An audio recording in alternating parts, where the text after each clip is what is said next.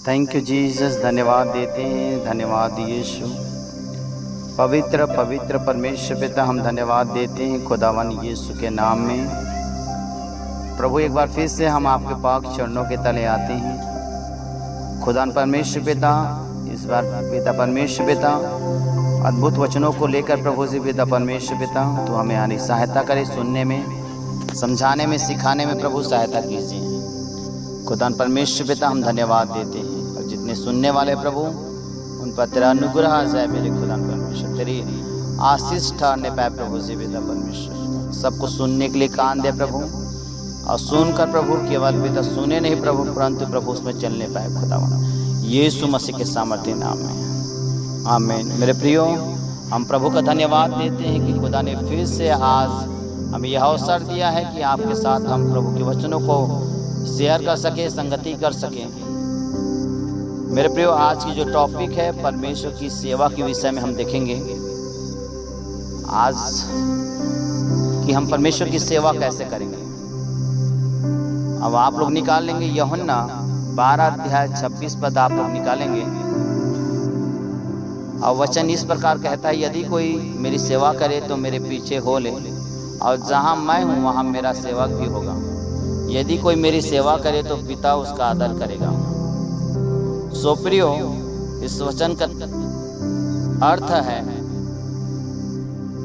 सेवा करना सिर्फ प्रेरितों का या पास्टरों का काम नहीं है। सेवा एक विश्वासी भी कर सकता है, और जो विश्वासी ठान लेता है कि मैं अपने घराने समेत परमेश्वर की सेवा करूंगा, तो उन आशीषों को अपने जीवन में आता हुआ देखता है जो एक आम विश्वासी अपने जीवन में आता हुआ नहीं देख सकता।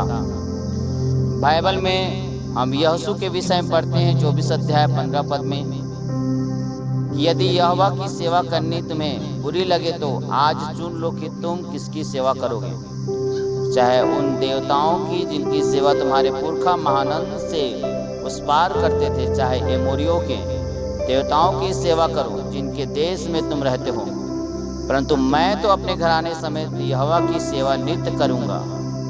यहोशू ने इस्राएल लोगों को बोला कि तुमने परमेश्वर के बड़े चमत्कारों को होते हुए देखा है, पर तुम परमेश्वर की सेवा नहीं कर रहे हो। आज तुम चुन लो कि तुम किसकी सेवा करोगे। मैं तो अपने घराने समेत अपने परमेश्वर यहोवा की सेवा करूंगा। मेरे प्रियो, अगर सेवा करना सिर्फ प्रेरितों, पास्टरों, सुसमाचारों का काम होता तो यहोशू इस्राएली लोगों को यह ना कहता कि तुम चुन लो कि किसकी सेवा करोगे। मेरे प्रियो, इसका मतलब है कि जिन लोगों ने तौबा कर लिया, बपतिस्मा ले लिया है, वह सब लोग सेवा करने के लिए चुन ले गए हैं। और जिस व्यक्ति ने धरती पर परमेश्वर की सेवा की, उसका वंश कभी भी टुकड़े नहीं मांगेगा, वह कभी भी गरीब ना होगा, वह कभी भी कर्ज में नहीं रहेगा, वह कभी भी बीमारी में नहीं रहेगा। सेवा करने का मतलब यह नहीं कि आप चर्च बनाएं या फिर सुसमाचारक की तरह प्रचार करें। सेवा कई प्रकार की है। अगर आप काफ़ी सालों से चर्च के सदस्य हैं तो आपको चर्च में सेवादार होना चाहिए, चाहे वह सेवादारी साफ करने की हो, या गवाही लिखने की हो, या चर्च में गाने की हो, या चर्च में झाड़ू लगाने की हो, या चप्पल रखने की हो। मेरे प्रियो, आप चर्च में जो भी आप सेवा कर सकते हैं, आप किसी न किसी सेवा में जरूर होना चाहिए। मेरे प्रियो, प्रभु यीशु मसीह ने बोला है कि जो कोई मेरी सेवा करेगा तो जहाँ मैं हूँ वहाँ मेरा सेवक भी होगा, और मेरे पिता उसका आदर करेगा।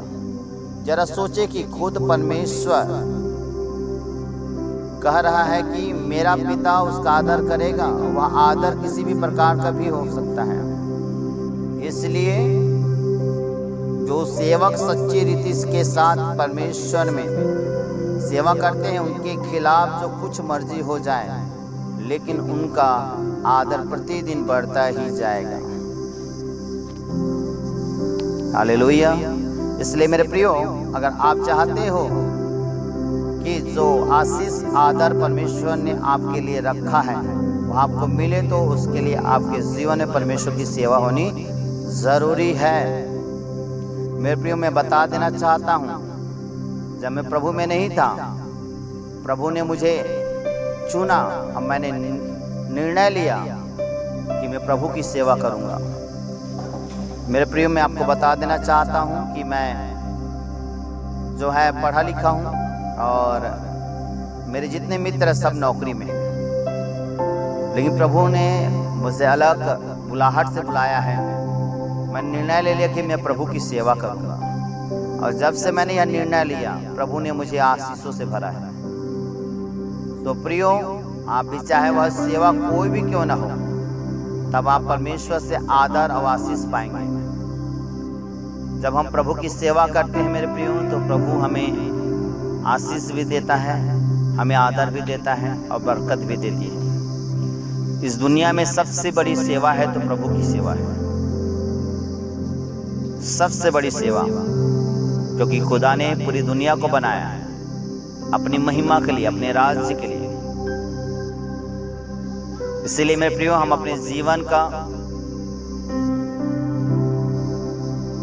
हर एक पल को हम प्रभु की सेवा में लगाएं। आप सेवा आप किसी भी तरह कर सकते हैं। अगर नौकरी वाले हैं तो आप पैसे देकर जो है 10वें अंश देकर जो है भेंट देकर आप प्रभु की सेवा कर सकते हैं। अगर आप जो है पढ़ा लिखा नहीं है तो आप प्रभु की कलीसिया में जाकर जो है आप कुछ भी सेवा कर सकते हैं।